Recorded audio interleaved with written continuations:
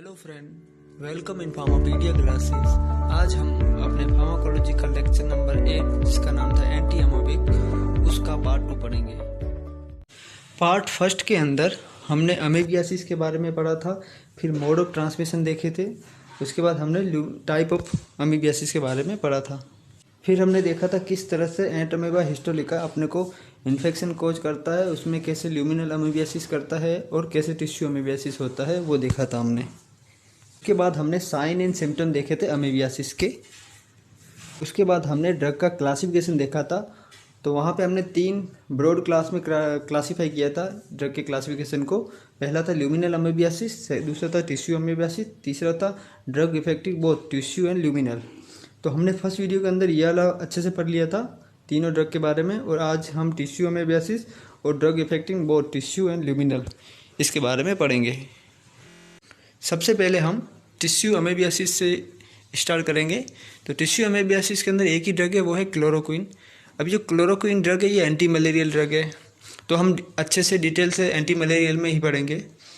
But ये इसका use बहुत सारी अदर डिजीज़ में भी होता है, जैसे कि अमोबियासिस में हेपेटिक और टिश्यू दोनों में यूज़ की जाती है, जियार्डियासिस में भी यूज़ की जाती है, रूमेटॉइड आर्थराइटिस के अंदर, ल्यूपस इरिथ्रोमेटस इन्फेक्शियस मोनोन्यूक्लियोसिस के अंदर भी यूज़ की जाती है, और लेप्रोसी के अंदर भी यूज़ की जाती है, और आजकल कोरोना में भी यूज़ करते हैं क्लोरोक्विन को।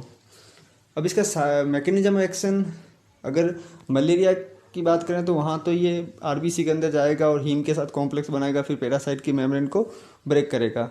तो वहाँ हम अच्छे सी मैकेनिज्म एक्शन देखेंगे मलेरिया में कैसे एक्ट करता है।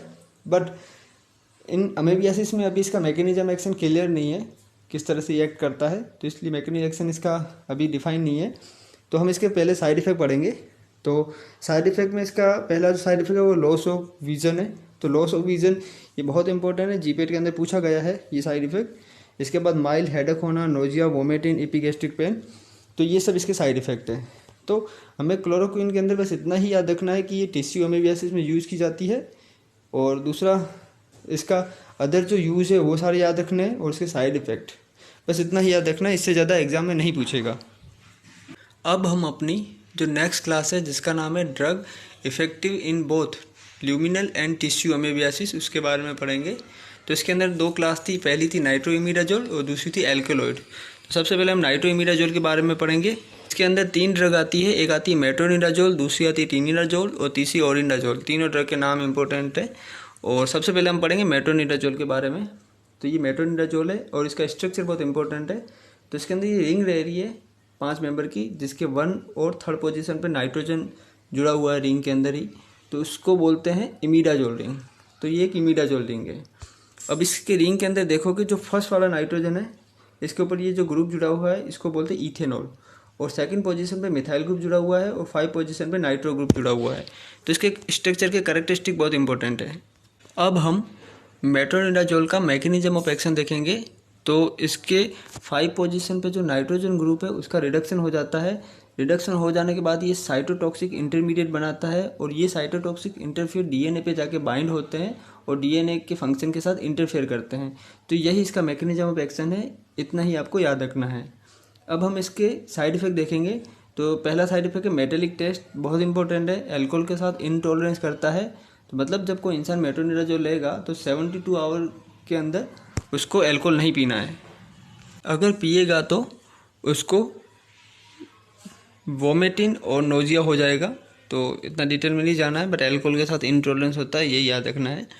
उसके बाद अगला जो साइड इफेक्ट है वो है कार्सिनोजेनिक और म्यूटाजेनिक, मतलब ये कैंसर भी कॉज कर सकता है, जीआईटी में डिस्टर्बेंस करेगा, और डार्किंग ऑफ यूरिन, ये इसके साइड इफेक्ट हैं।